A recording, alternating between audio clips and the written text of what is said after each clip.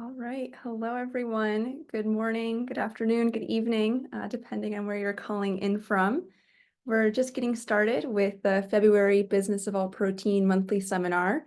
I don't know about you, but I cannot believe that it is already the end of February. We're already 2 months into 2024. I know that people are still trickling in, so we're just going to wait a minute or so before we officially begin. But in the meantime, it would be awesome to see where folks are calling in from. So if you would like to share in the chat where you are today, would love to get a sense of who's on the call. I am calling in from Sausalito, California, so just outside of the Bay Area. But I see someone calling in from Copenhagen, Seattle, Texas, New York, Chicago, Ithaca. I used to live in Ithaca. St. Louis, amazing to see. Canada, welcome everyone. I always love to see the global group that we're able to get together for these. Peru even, oh my goodness. We have a lot of geographies covered here with, even Mexico City. So again, welcome. Really glad that you're here. I think we're going to have a great discussion today. And I guess we can go ahead and get started. So my name is Audrey. I am the Startup Innovation Lead here at the Good Food Institute. And again, today's topic of conversation is marketing and communications. And we often talk about that in the context of CPG and end products.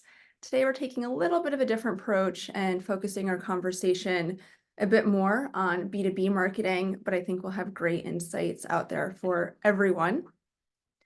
And for those of you who are not familiar with the work of the Good Food Institute, we are an international nonprofit, and we're developing the roadmap for sustainable, secure, and just protein supply.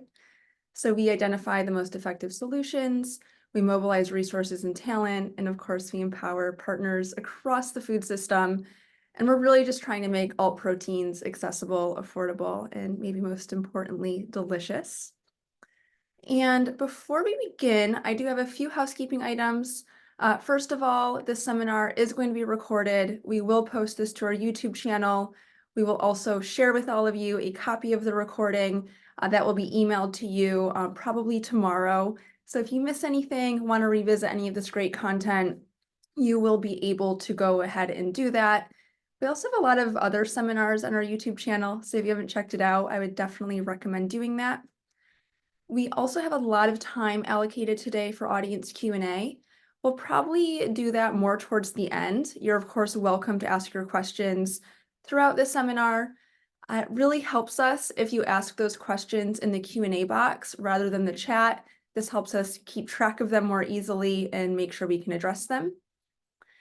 And before we launch into our panel, we're doing something a little bit different. I am going to share a short poll with all of you. And that is, do you have a marketing objective? And if so, what is it?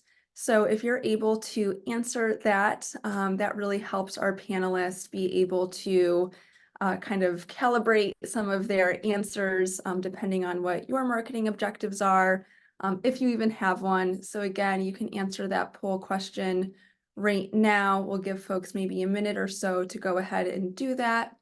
If you aren't able to do it in the poll, if you wanted to just add that into the chat, we would love to learn a little bit more about what your marketing objectives are. So thank you for going ahead and filling that out. I see some answers trickling in here. So again, that's really helpful to see. And as you are all going ahead and doing that, I am now going to introduce our panelists. So we have Nico Westermann, Emilie Fitch, and AnnaMaria White joining us today. So as folks are filling out that poll, I'd love to do a little bit of a round robin. And if you could all share a little bit more about what your background is and what you're working on right now in marketing and communications. Emilie, maybe I will kick things off with you. Okay, great. Excited to be here. Thank you all for joining. I'm Emilie Fitch. I have about a little over 20 years of marketing and commercial strategy experience, both on the B2B and B2C side of marketing. I have a variety of food-related experiences. I worked at Kraft foods for several years, leading brands, some iconic brands like mac and cheese and Jello. Back in the day, I started the marketing and growth team at Ginkgo Bioworks, where I worked in more of a B2B capacity, helping them find new commercial opportunities and partnering very closely with sales on commercial strategy. And then I was employee number one and chief growth officer at Nowadays, responsible for sales and marketing efforts across the board. And Nowadays was a plant-based chicken company, if you all aren't familiar with it. And I'm actually now launching a new nonprofit called People for Better Food. It's basically a consumer marketing and comms organization that's focused on helping Americans reflect more consciously on our culture's deep-seated relationship with meat and enabling them to make more informed choices for their health and personal values. So we're approaching communication more on a category level, more on an emotional identity level. I'm happy to talk offline a little bit more about that. But our first campaign concepts are being developed now, and we're looking for donors to help us bring it to life this spring. Thank you, Emily. That's really exciting. And I should also add that Emily is a GFI mentor. So she volunteers some of her time to support alt protein startups with some of the questions that they have. AnnaMaria, maybe we'll head over to you next. Absolutely. Thank you. So I'm AnnaMaria White. I am currently based outside of Seattle. And I have also been doing marketing and communications for a little over 20 years now. And I have come from a very different background and origin into climate. I've worked in comic books and consumer products, and gaming consumer products, and then also in aerospace and tech.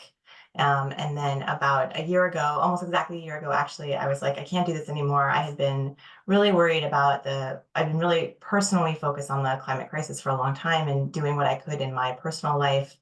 Part of the reason we moved up to Seattle was in part because of climate change where we were in Southern California. We wanted my kids to have more drinkable water, more breathable air. So we came up to the rainforest. And then I was like, I needed to start doing this in my day job.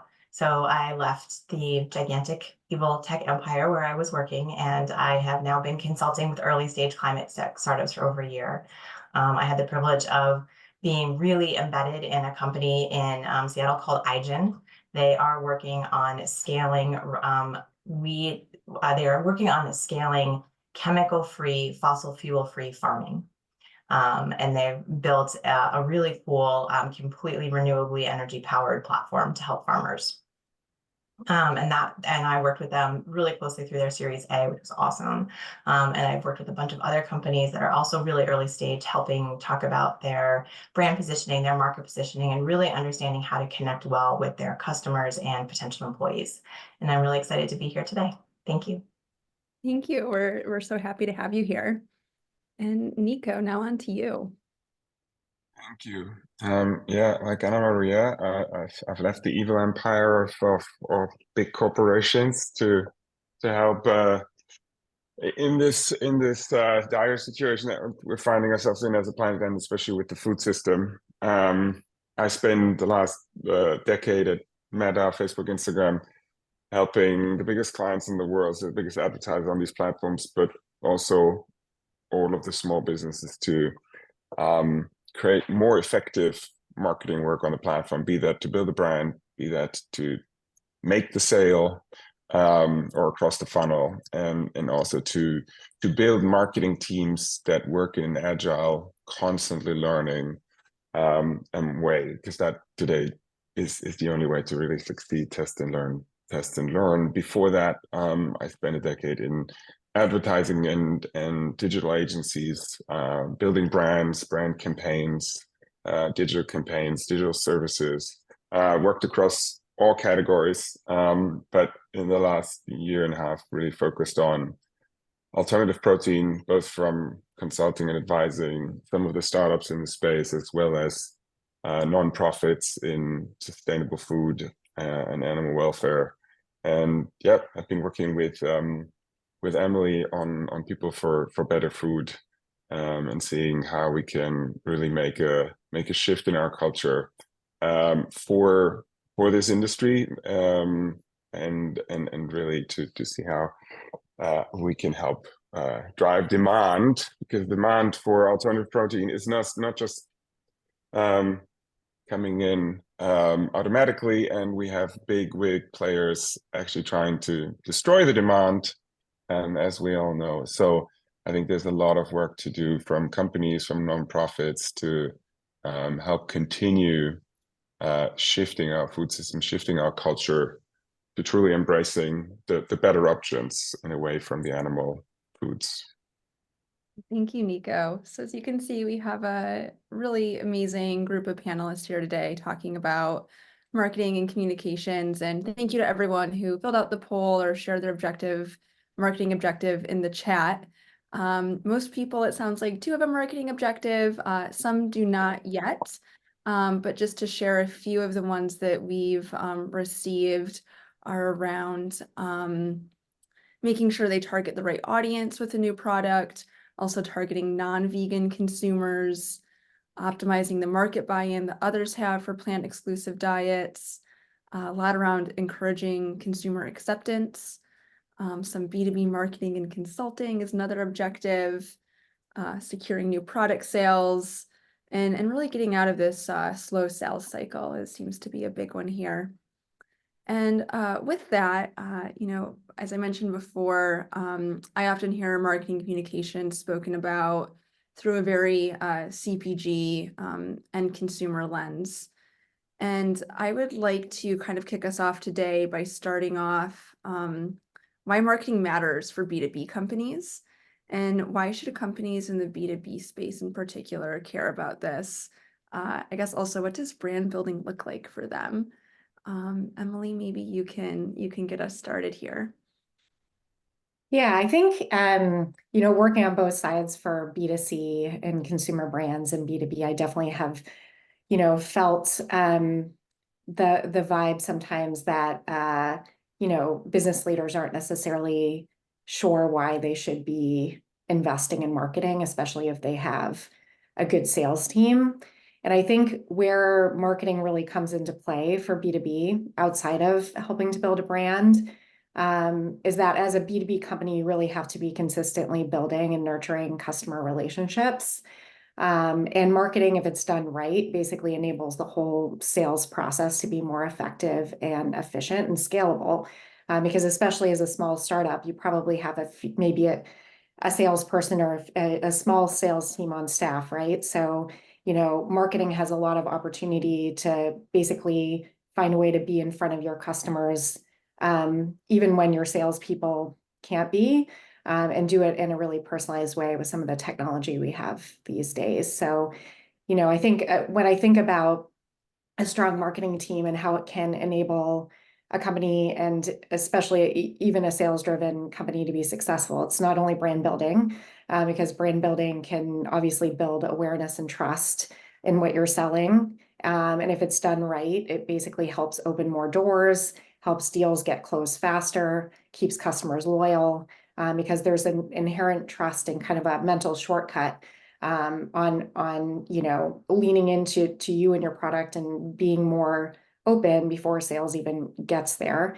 And as I mentioned, relationships can continue with the brand even when sales isn't there. Marketing plays a big role in many B2B companies around building and nurturing a more robust pipeline. So, really your marketing team should be thinking about, you should be leveraging a marketing team to not only help target the right people and the right messages from the start. So helping with, market assessment, looking at, what is your unique value proposition in the marketplace versus competitors. Those are all things that strategic marketers can be helping with. They can also be helping with lead generation. Maybe that's through, anything from conferences to, digital ways to get leads on board and so forth. And to lead nurturing and also deal closing with the materials that they provide for you and support. And then of course, loyalty. There are huge opportunities with CRM and, figuring out how to maximize your targeting through email marketing and providing an amazing customer experience that all can be led by marketing. So these are reasons why marketing and investing in marketing and B2B is really just as important as investing in a consumer brand marketing team. Thank you, Emily. And just to add on that, I think the what marketing is and what brand building is often misperceived and has, you know, this, oh, we need a TV spot for the Super Bowl, and obviously that has no use for most B2B companies. But really, it is about, you know, understanding who your customers are. What do they care about? What can you offer them? Why would they not buy from you and from others? And then helping to build the story and the argument so that they really want to buy from you. And it's really simple. I don't think marketing and sales should actually have a wall in between them, right? Because together you're trying to find and usher customers in, persuade them to make a deal with you, and then continue building business with you, right? So as a marketing team, you know, you can help the sales team actually get companies interested, to get in the room and have the sales conversation. In the sales conversation, you can help your sales team build the story, build the argument, not just on the rational and dollar level and financial level, but really on, you know, what problem are we solving for you as an individual, as a company, and for your consumers. And then third, when you have partnerships, how do you leverage that? How do you build co-marketing with them? How do you co-brand so that, you know, other customers get excited, and also at some point consumers potentially see you as a trusted ingredient brand that they're looking for on pack. So there's a lot of work to do for any startup to really get customers excited and willing to partner. So that's what marketing teams do. But if you call them, you know, marketing or sales or brand teams, doesn't really matter. You need to do those jobs. And especially with the limited resources, don't build silos. Keep those people just working super closely together. Yeah, just to build one more thing on what Nico just said, you know, the importance of brand building and the storytelling and deciding, you know, who your customers are and making sure that strategy is really tight, you know, in terms of actually like building the brand in the marketplace. You know, I think Nico mentions probably not a Super Bowl ad, right? But at the same time, you know, depending on your budget and depending on your objectives, like how you'd actually go tactically build that, you know, will be, you know, could be vastly different based on what your company is doing. But, you know, one thing to note is that brand building isn't just showing up at a trade show, or it isn't just, you know, having a webinar or your email marketing campaigns or your DAX. It's also how everyone in your company shows up with your customers. So, you know, if you think about your sales people, your customer service people, like you want basically, you know, your promise to this customer to just be embodied, not only in everything you do, but also all of your interactions with customers for your people. So I think that's you know, an easy way to make sure everyone's on kind of speaking the same language about your brands, you know, and really representing your company how you want it to, and that doesn't cost any money outside of some training. That's such a great point, Emily. And you know, Nico, I know you mentioned earlier, there's a lot of work to do in marketing. And on that point, what are the unique challenges that B2B companies face, particularly in the alt protein space, around their marketing? Do you have any thoughts on that, Nico? Maybe you can kick us off there. Yeah, sure.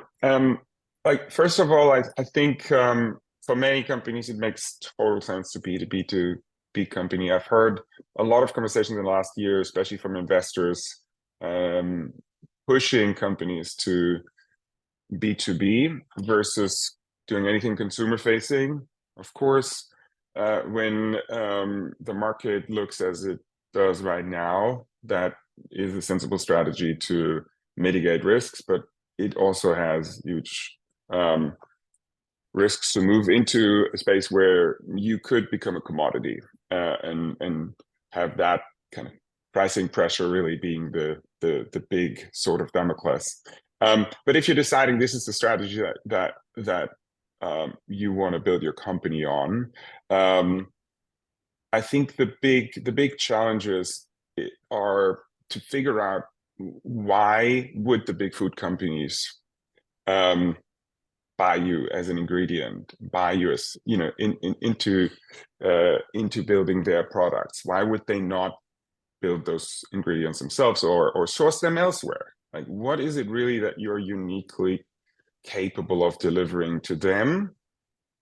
Be that costs, be that reducing greenhouse gas emissions because they're all committed to reducing those, or is it making their products better for consumers? Is there really something that you can do to their products and enabling their products that nobody else can do? And really figuring that out, and being honest to yourself about what is your technology and your product capable of doing. And then I think a big part is that these big companies are often not developing these ingredients themselves because they are slower. They have big processes that take a long time, and they are not set up to take big risks. Right? So how do you help them to overcome those challenges? By being fast, by being nimble, by actually showing them that there is market opportunities with real people that are asking for these products, they're looking for these products. So in some cases, I would say, even as a B2B company, you can potentially know their customers, their consumers much better and what they are looking for. We can talk about maybe later a bit deeper, but the idea that you can, like a speakboat, really dig into the market and work with consumers and see what they are missing in the market, where they for what products they would say, hey, I want that product. I haven't ever seen it, but I need it. It's solving some of my needs. So you know, I think that's a big part of the job for many B2B companies, to actually show the big corporations what consumer opportunities that they are missing. Thanks, Nico. Does anyone else have thoughts around the unique marketing challenges that B2B companies face? I just wanted to pull a thread between this first question and second one. I think we've really talked a lot about that unique value proposition, and we keep, in both answers, we've come back to that. And I just kind of wanted to put a fine point on that, because I know we'll get into that in a little bit, but really understanding, as both Nico and Emilie said, why you are special, what your product does that no one else does, what the problem it solves in a better way, cheaper, faster, more consumer friendly, anything like that. Really getting to the core of that is a critical first step in understanding your in doing your overall marketing. Great point. And shifting gears a little bit, who should be involved in creating a company's brand? Is this something you should be doing in-house, or should you be working with external consultants? How might a startup think about these questions? I can jump in on this one. You know, this really depends, obviously, on your internal capabilities. You know, ideally, you would have someone that is an internal marketing lead, or at least a fractional partner that's involved from the start, that has brand strategy building experience. You know, I think the idea of making sure that you have a really sound brand strategy from the start, that the founders are involved in creating, that links very closely to your business strategy and objectives, is much easier to do if the person involved in leading the effort is very linked into your business and your business strategy. And that's why I'm saying that, you know, ideally, if you're able to hire someone that is a little bit more senior, whether it be you know, someone from the start that is a fractional hire or an internal hire, I think it'll pay off dividends, because everything else will be easier and you'll have more of a strategic path in place if you do so. And I think once you get that strategic path in place, then it's, you know, in terms of outsourcing some of the execution of that, whether it be anything from creating a logo or even a tagline and like the key copy around the messages you want to communicate, or your digital ads, or your email marketing, like a lot of those things. It becomes much easier to outsource if you don't have the resources to build a full marketing team from scratch. And then when you start growing and scaling and you see those things are really important to your business, then maybe you hire that email marketer, you hire that events manager. But that's the philosophy that I would take. And I think all of us here on this call have folks that we would recommend for outsourcing. If anyone has any questions on designers, digital ad folks, that type of thing, we're happy to help. And just to add, I think it's really important not to underestimate the importance of thinking about your marketing, how you turn up, what your brand as a company is from the beginning and from the top. Because you can't just slap a logo on something and then say, oh, it's a brand. Not a brand, it's just a logo. A brand gets built over time, and it gets built out of the nucleus and of the core strategy of the company. So you can't really hand it down a couple of levels, but that needs to be a discussion at the leadership level. Often the founders are the face of the company, and that means they are building the brand themselves by just who they are.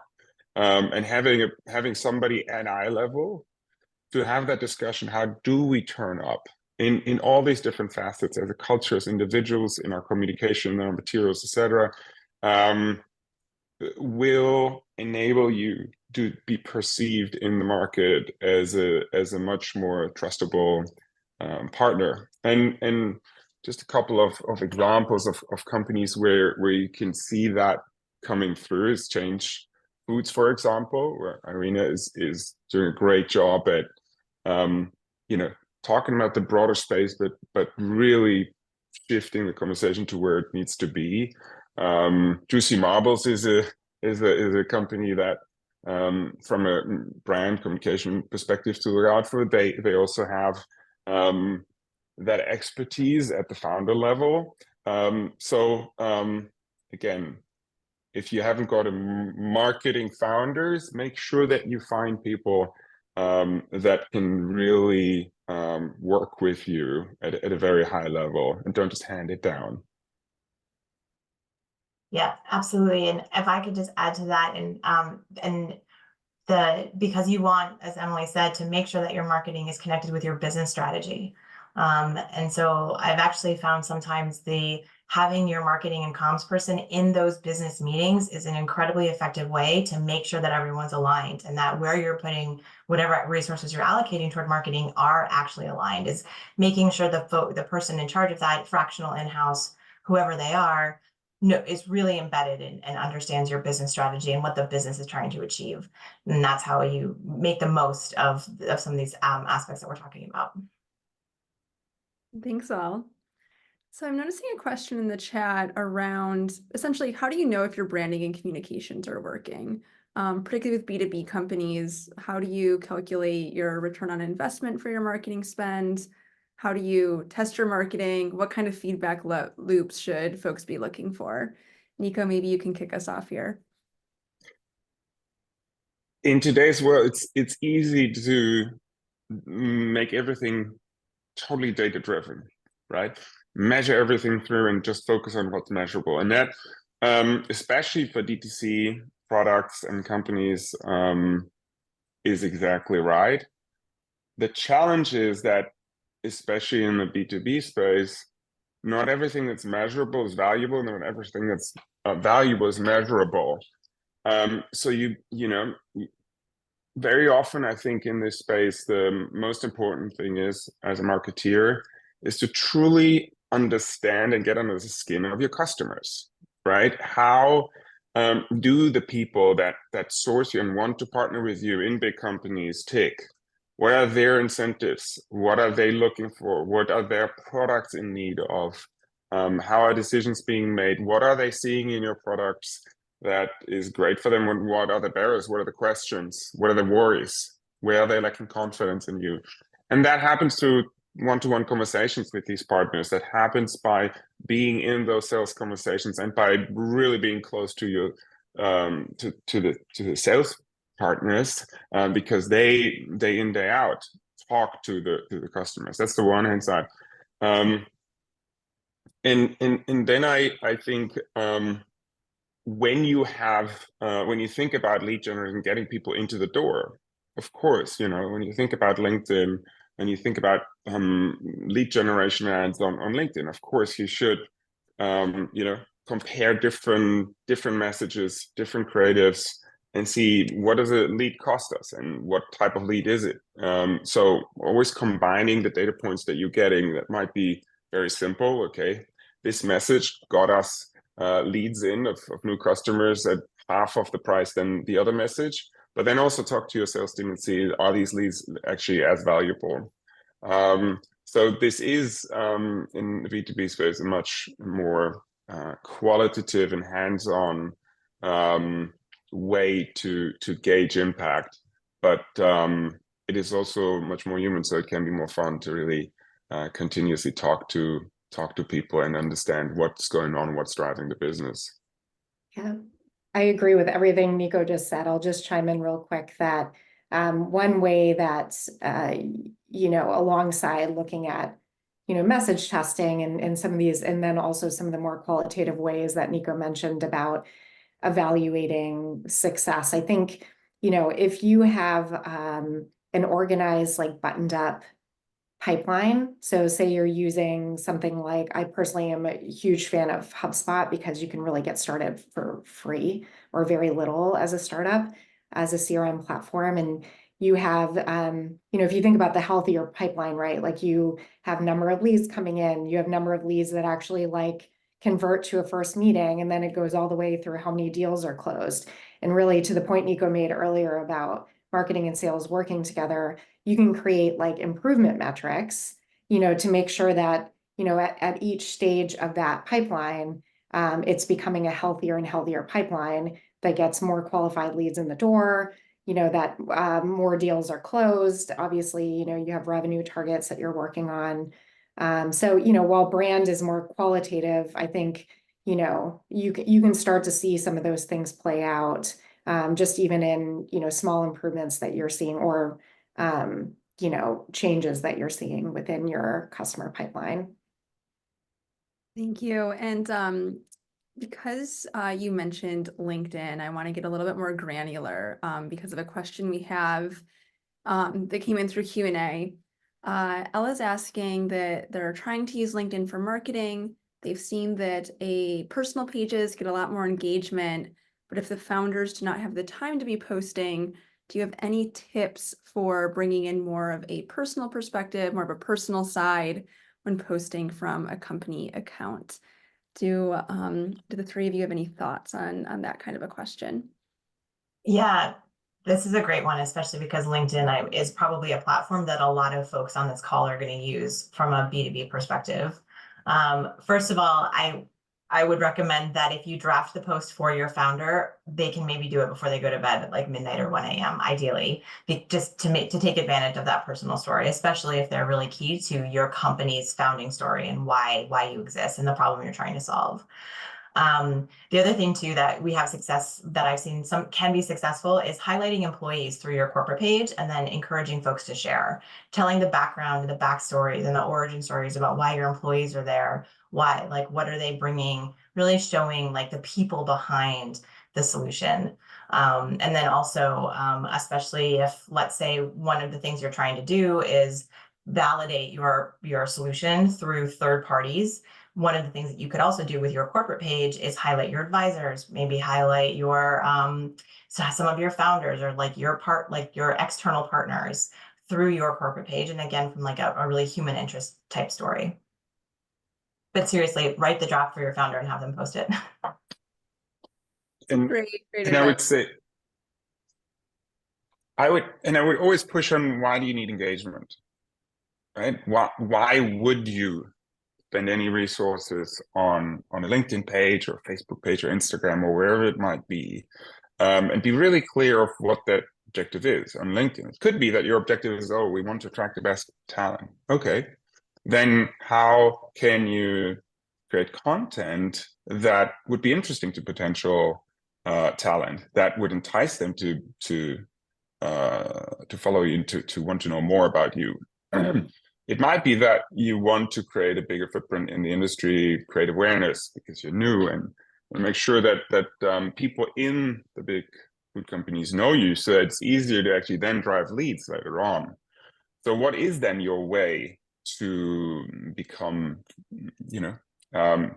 famous, or at least known in the industry? And is it the thought leadership of your founder? For some it is, but be really honest, is your founder the type of person who's keen on doing that, who has interesting, specific, unique thoughts that could be interesting for the conversation in the industry? Or is there other ways that you as a company can be interesting, have an interesting point of view, have an interesting perspective on the topic of the industry, that you can continuously build content around? But again, do it really when you're clear that is the objective. And then I would say, I would also not always look at engagement numbers too much. I would rather look at, what are the messages that we need to get out? Is it to drive awareness? Is it to actually drive specific leads? And see what happens when you put just a little bit of money behind it. Because I do think, from my experience, there's often too much resources put into creating organic content and hoping that people engage, hoping that it drives followers. Some of that can really be accelerated with just really small amounts of money. So test that out. Also, when you put money behind it, you do ads, you can test different things against each other. You can see what is the message, the content that actually gets people in the industry to talk about. What is the type of message, an argument that gets people to click a lead or become a lead and want to have a meeting with your salespeople. So try it out small, and then build on the back of it.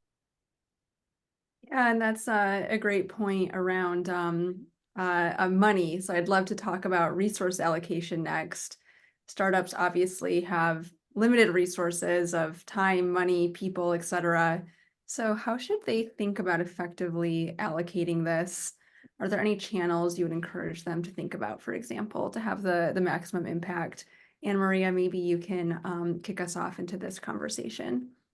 Yeah, absolutely. And I think Nico teed it up really well with, what are you trying to achieve, right? You really need to start there. From a business perspective, what are you trying to achieve? And then what are the marketing channels that you think will do that most effectively? And that depends, right? Like we were just talking about LinkedIn. And if you are trying to attack talent, if you're in the phase where you really need to grow quickly, then maybe LinkedIn is the right place for you to bring in the talent you're looking for. But maybe there are some others that are very specific to your industry as well.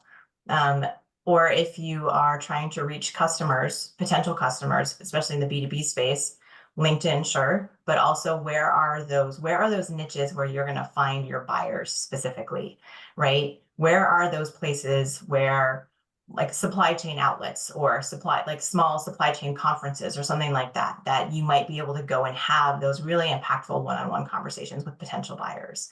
It really goes back to what you're trying to achieve as a business. So unfortunately, there's no necessarily one answer, because you really want to make sure that the channels you're activating are tailored toward what you're trying to achieve. And that's different for every business. And it's also different for your stage, right? If you're seed, your audience is probably really small, but if you're trying to scale to A or even to B, then your audience, you could have multiple audiences that you're trying to keep engaged all the time. And so you need different streams, different versions of your message, different versions of your creative that will resonate with each of those audiences.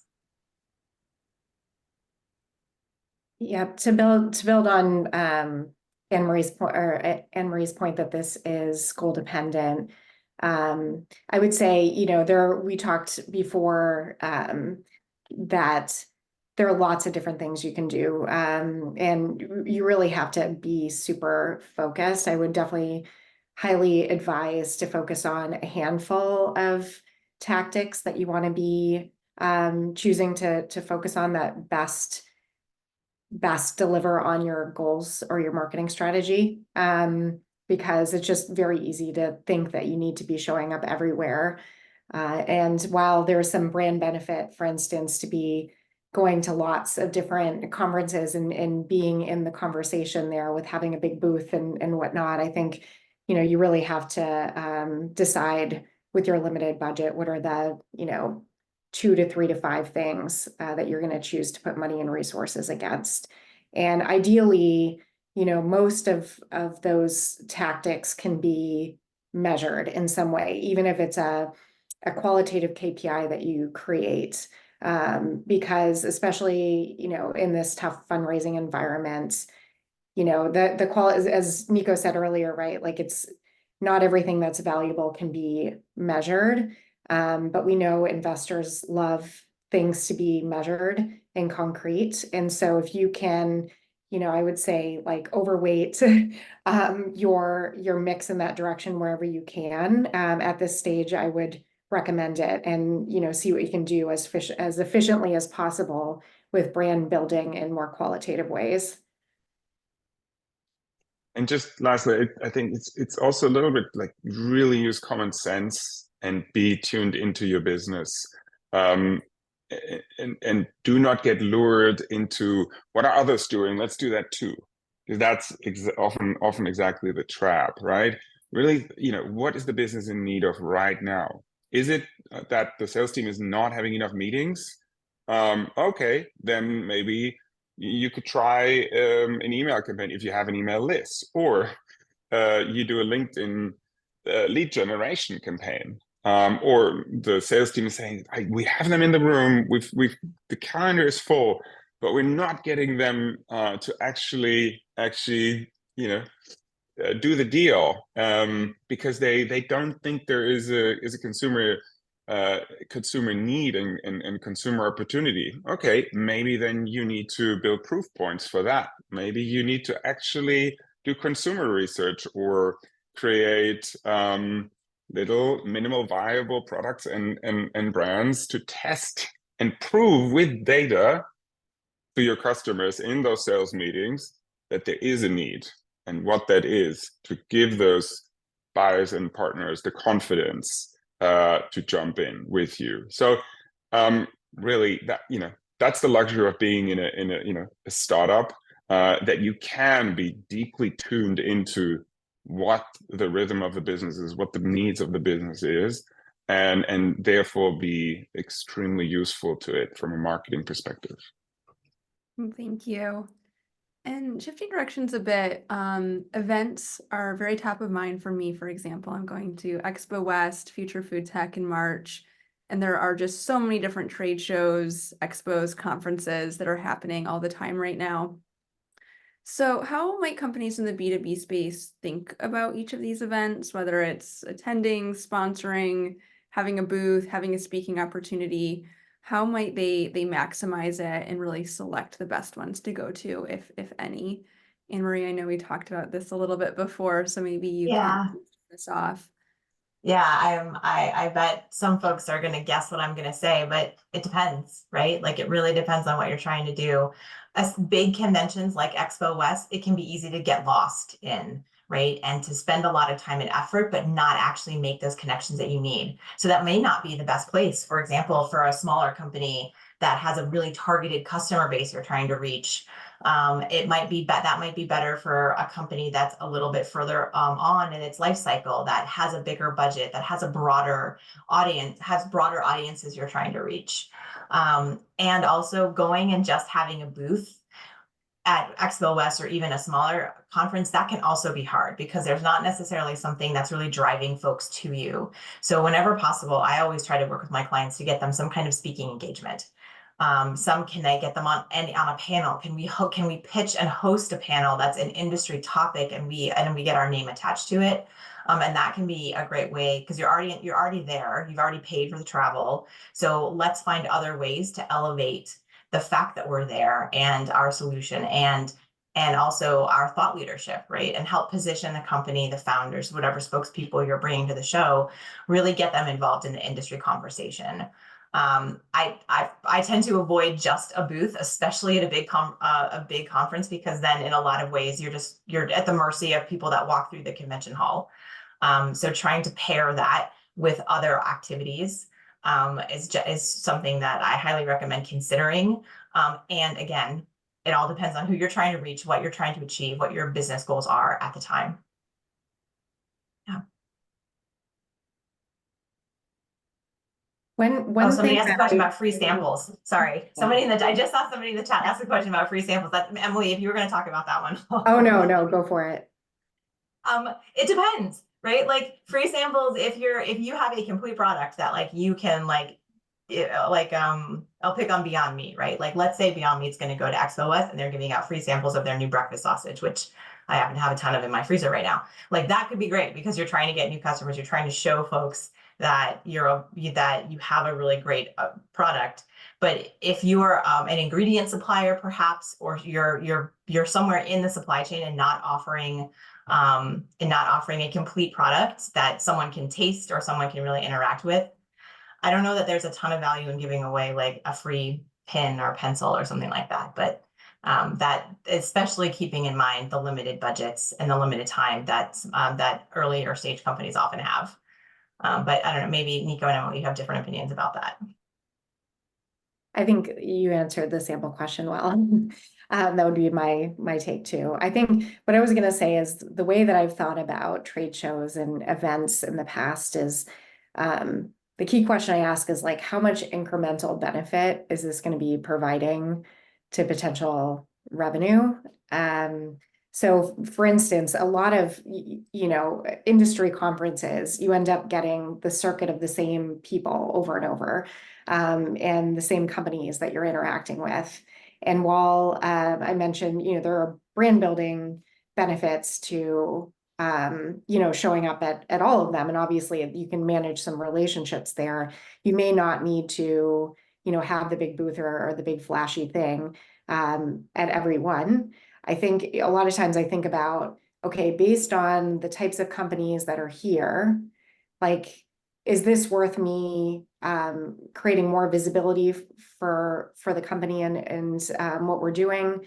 Or are these folks that, I could be getting in front of even through like an investor introduction or through my network? And, that way I think about how important this is, how much incremental spend I should be putting into it for like the incremental benefit. And one other idea that I've seen work a lot of more tactically are side events. You can do some pretty creative side events, especially if you want to try to partner with, another company or potentially, with an investor that really has your back. You can do things sometimes that are right outside of the conference and sponsor a happy hour or, some other fun thing that gets people to show up without having to pay the big dollars for the booth. Great ideas. Thank you for sharing that. And Nico, I'd love to ask you this next question. I've been noticing quite a few companies that seem to have longer term B2B aspirations that are saying they're B2B companies, but they're coming out with brands that seem to be fairly consumer facing. Can you talk about why that might be the case, what the business strategy might be there, and how other folks might think about that?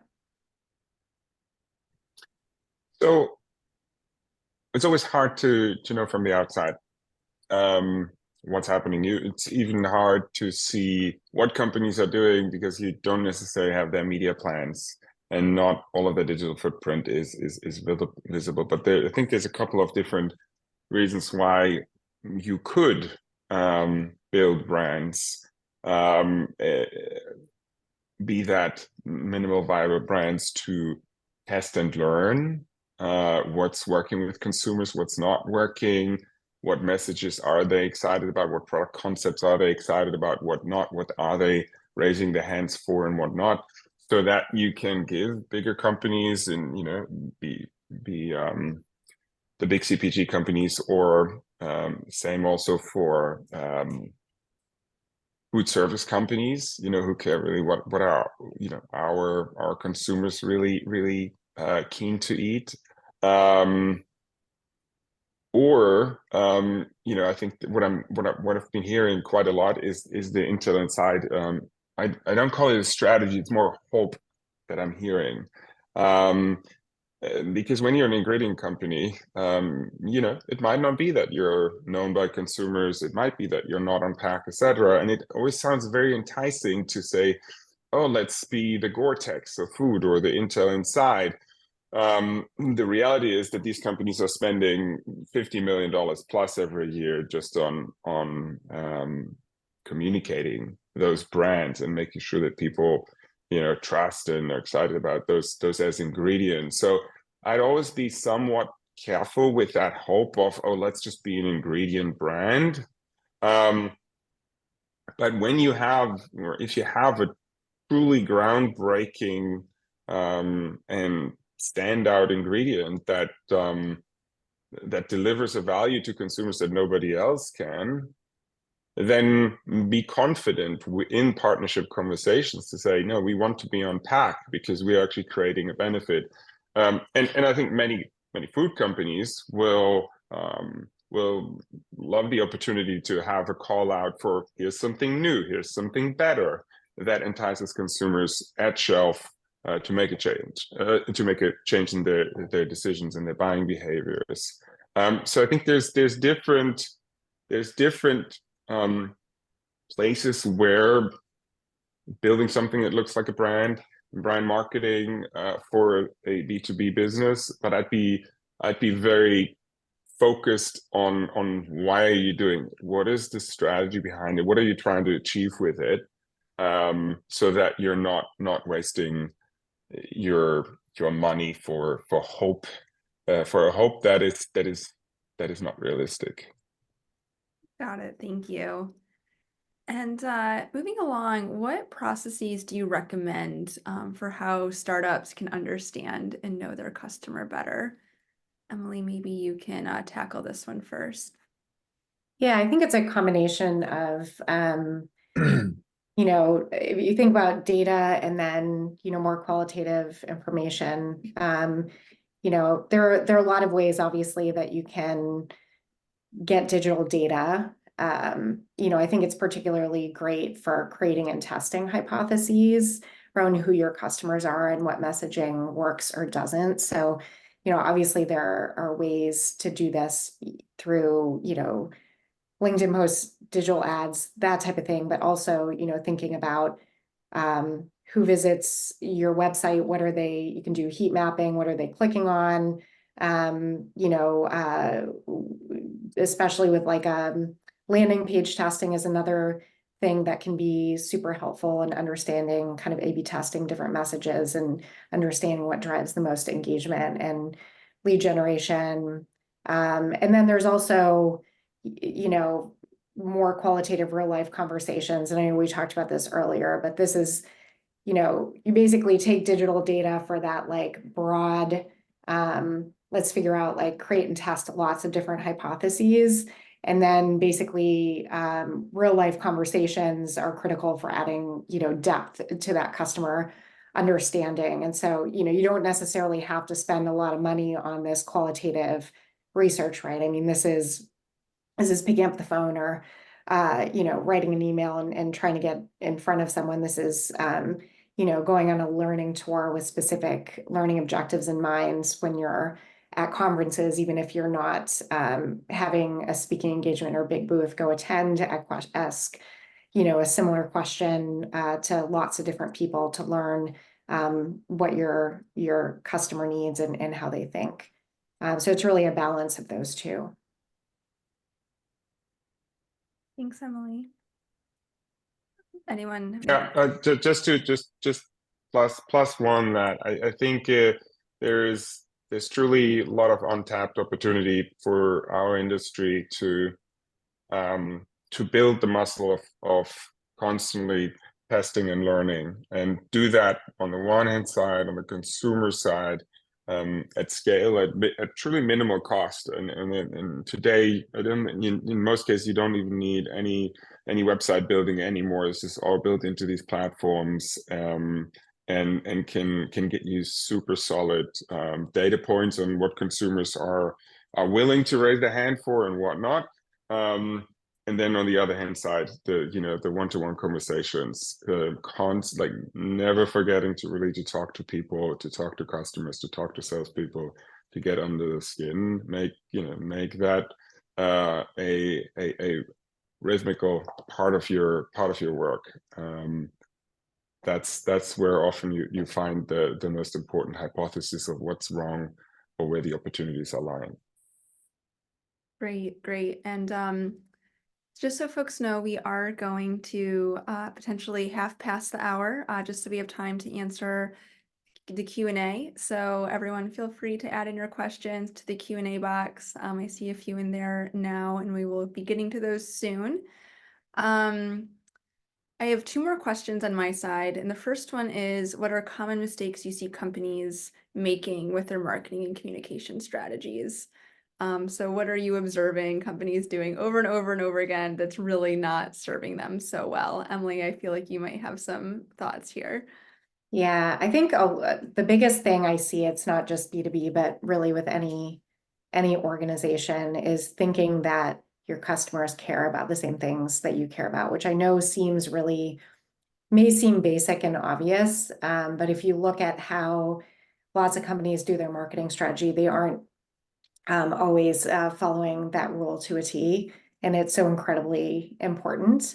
So for instance, that might be that the organization you're selling into really cares about reducing costs, right?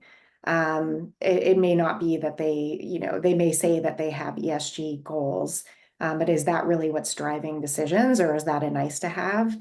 So even though you may be trying to create a more sustainable solution, like, is it really that they want to have a taste advantage versus the competition, or, as I mentioned, price, right? So you really have to put yourself in their shoes, and I think you do that through what we just mentioned, the digital data and real life conversations, and really getting really sharp on knowing your customer. And I think, as Nico mentioned earlier, the idea of knowing your customer's customer, I think, is incredibly important too, right? Because your customer is looking at the end consumer of their product, and they're thinking about what those people need. So if you can think about yourself rather than a B2B company, in many cases, it's better to think about yourself as a B2B2C company, because that way you put yourself in their shoes, figure out what they need to do to get their end customer on board.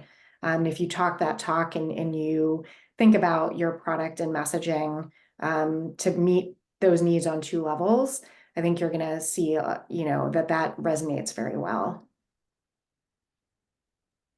Thanks, Emilie. Yeah. I was just Yeah. podcast with Mark Cuban, and he said that exact same thing. Oh, really? Yeah, Interesting. the biggest mistake is assuming your customers care about the same things you do, and it's often not the case. But yeah, I'll hand that over to Nico and AnnaMaria to share their thoughts as well. Yeah, I completely agree. And I think another mistake that it's easy to fall into is doing something because it seems cool or it looks shiny, but it's not actually it's not actually supporting your goals, the goals that we talked about at the top, right? It's not helping you really achieve your business goals and the marketing strategy. And I think events are a great example of that, right? Like, if everybody else is going, you maybe feel like you should go too, and like the FOMO can become really overwhelming, but you have to stick with your plan, and really make sure that what you're doing is impactful toward your plan, not somebody else's plan. And maybe it is. Maybe you learn something new about this event that everyone else is going to, and you're like, oh yeah, it turns out with this new piece of information, it does fit into my plan, and I should go, and I should change something else that I'm doing so I can allocate resources here. but you really just always want to go back to that. Like, what are you trying to achieve and how do you think you can achieve it most, instead of just doing the splashy video or going to the big conference because that's what other people are doing. I think sticking to your own plan and resisting FOMO is also like is a mistake that people can fall into. Yeah, yeah, and plus one on all of that. I think this whole looking at others, what are others doing, and you know, playing the lemmings, I think is something that's happening, especially in kind of the community conversation on LinkedIn, where sometimes I think this community is talking to itself, and breaking out of that and really looking into, you know, listening and speaking in other spaces. And not every founder needs to be a public thought leader, etc. And for some, it can be exactly what they're great at and their superpower that they can put in, you know, towards the benefit of the company. And for others, it's okay to not be. And then also, I would say just be always be clear on what type of company you are. And as a startup, you know, are you a food company? Are you a tech company? Are you a food tech company? What does that really mean? And from where do you take your cues and patterns? What is the size of your company, right? And so often, you know, I've seen small food tech startups who are trying to create a category, a new consumer category, adopt the playbooks of big CPG companies, and there's a tension in that, because big CPG companies have meters and meters of shelf space. They are public companies, so they're big corporations. So there's structures under which they operate, and with goals that they operate towards that are not geared to maximize with a lot of risk, but to really deliver on expectations, and continue and to deliver people to the existing shelf space. And for a small company that's trying to create a new category, you need to take risks, right? You need to find very sharp angles on how to communicate and how to use your limited resources. So it's a very, very different type of marketing that you might need. So that's why, you know, it's always useful to look left and right, up and down. What are others doing? What are best practices? But really, you need to develop your best practices yourself for the exact situation you're in, type of company you are, and the strategy that you have for your business, and then really be courageous and be bold in following a clear focus. And I think that often is scary, especially as a startup who has a specific runway, where at some point you might think, oh, I need to do other things, need to change things. Yeah, sometimes you do, but if you have a solid strategy, if you're really clear on who you are and what you're trying to achieve, then I would say no, double down on that specific thing, with courage and with boldness, because that is what it needs to stand out and truly create value for your partners. Thank you. I love that. Courage and boldness. My closing question before we get over to some of the Q&A is around industry alignment and collaboration when it comes to marketing and communications. Just with the observation that so many companies in alt proteins are really creating entirely new categories of products, entirely new ways of producing these, brand new nomenclature in terms of how to describe it. How important is it for companies to collaborate on a category level to really promote their products? Emilie, maybe you can start us off on this final question.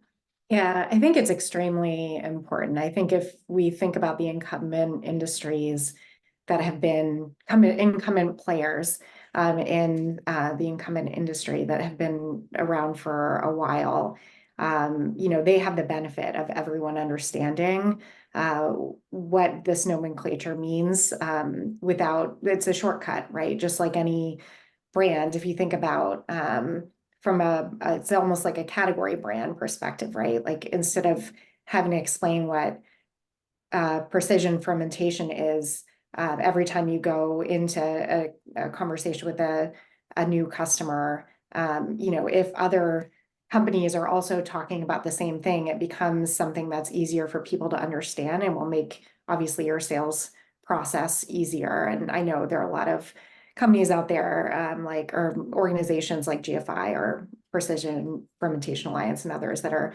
working on these types of things. I mean, if you think about this is more on the consumer side, but you think about the beef industry and the fact that they've been able to create momentum over something like beef, it's what's for dinner. That's basically lasted, people can still repeat that, even though it's not even really that compelling of a tagline. But just because of the consistency of it and the fact that they're centralized and have resources centralized into creating a centralized communication strategy. So that's really something that I think is really important for all of us to share learnings, to share insights about our customers, about what messaging works, and really think about aligning nomenclature. I know, I mentioned People for Better Food, the new organization I'm starting up right now based on it's a consumer communications organization. But we are going, as I mentioned before, we're going to be focusing on the customer of your customers potentially. And as we continue to get learnings on what is resonating with customers, I'm more than happy to be collaborating with you all from a B2B level as well, and sharing learnings where we get them. So if there's anyone that's interested in just staying connected in what we learn, please just reach out to me on LinkedIn, and happy to keep chatting. Thanks, Emily.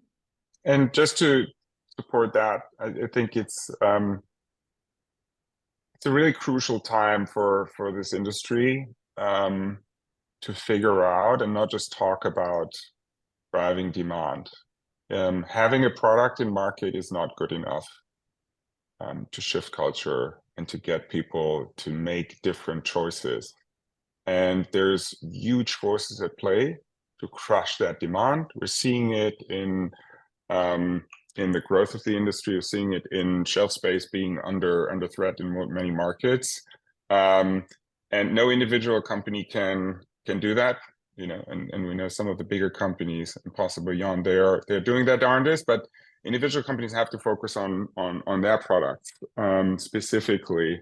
So figuring out ways how we as a whole industry drive demand and source the resources for such campaigning that Emily's talking about is extremely important.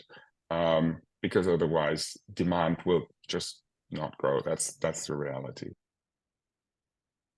Thank you. And we have just a few more minutes, so I'm just going to hop on over to our audience Q&A. Reminders for everyone, if you do have a question, please feel free to submit it to us in the Q&A box, and we'll be able to get to that now. The first one I can actually take. Someone's looking for a marketing and branding co-founder. Any suggestions or contacts are appreciated. I just want to share, Gabriel, that we do have the GF Ideas community. We can share that with you in the follow-up email. It's an online community of several thousand folks who are interested in working in alternative proteins. And it's a really great way to get connected with folks. And many people in that community are also looking for co-founders.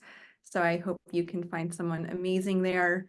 The next question here, they're really wanting to know, I think, about, they're asking about minimum viable product and how that becomes minimum viable marketing, commenting that they're a cultivated company, and wondering how they might be thinking about that kind of MVP to marketing. Does that make sense? Nico, maybe you have some thoughts there on that one. So the question is how to actually do that. Exactly. Yeah. it's very simple. You know, the tools that platforms like LinkedIn and Meta have are all there. You don't need to actually build any websites, etc. You can basically say, hey, I don't know if I need to, you know, make a new plant-based sausage or a burger patty. I'm not sure which one is more interesting to people. Just mock them up in an ad and put a bit of money behind it. I can talk more in depth how the setup works and how much money you need, etc. But it's often just a couple of $100s and then let them both run as ads and have it as a conversion ad where people can I want to learn more, I want to have that product, and they give you an email. So you can actually get a pretty solid data point on people's intent for something. So you can gauge, you know, did 25% more people are interested in actually tasting the sausage, as an example. Those are pretty simple setups, and in comparison to even surveys and focus groups, they are incredibly cheap. What you need is build a hypothesis. What do you want to learn, and what do you think are the different options? And it might be in the product concept space, it might be in the messaging space. Let's say, should I focus on animal free, or should I focus on you know, better proteins, or should I focus on better for your health, right?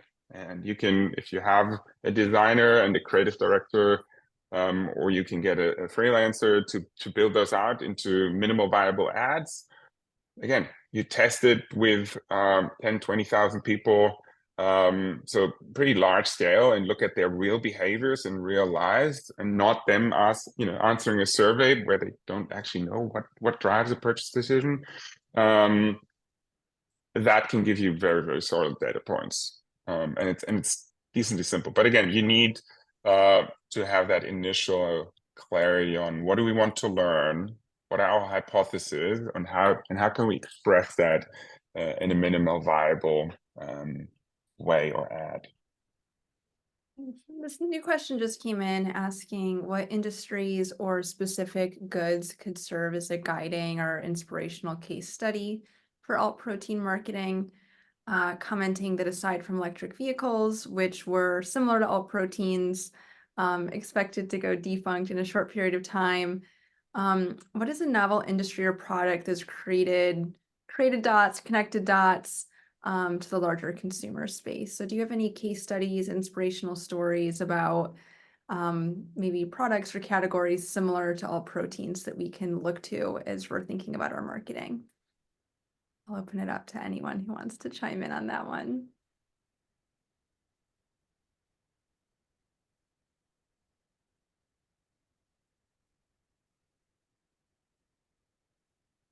That's a really good question, and I don't have an answer off the top of my head, outside of some of the ones that are fairly common, that people discuss around, you know, plant-based dairy and a little bit closer in. So I'm happy to think about it, and can reach out to that person with ideas as soon as I think through it. Yeah, same. And I'm also happy to think more on this and have a separate conversation about it.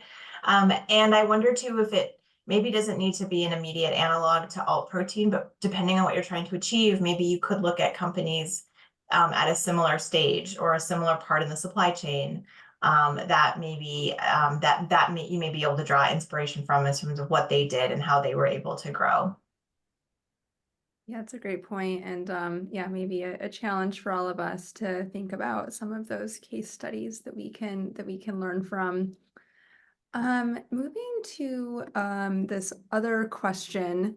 So someone here has a plant-based ice cream, and they are trying to promote it in a market where there's a really strong dairy industry, and they're curious about how to promote their plant-based product without causing conflicts with the traditional dairy industry, but at the same time, there's a tension there around still wanting to stand out.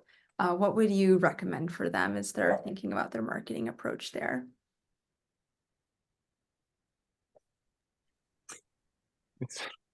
Go ahead, it's Nico. very difficult to really stand out without conflict, right? That's Yeah. the point of standing out in the market and differentiating yourself from Yeah. others. Yeah. But there's always an attempt of doing that, of pointing at others and how bad they are.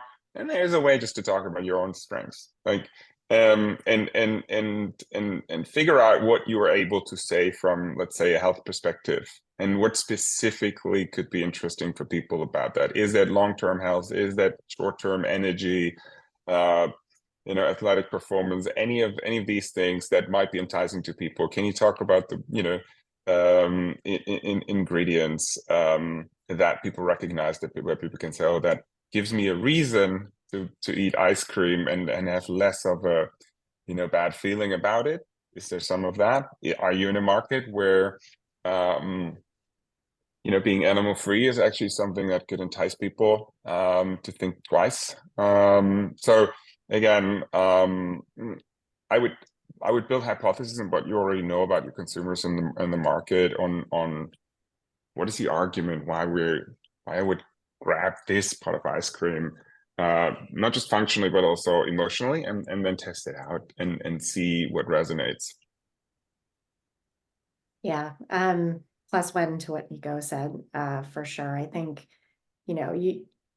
it's depending on the level of budget you have and the sensitivity to directly leveraging a current industry, as what we would call, at least in CPG marketing, we call that you're using them as a negative foil.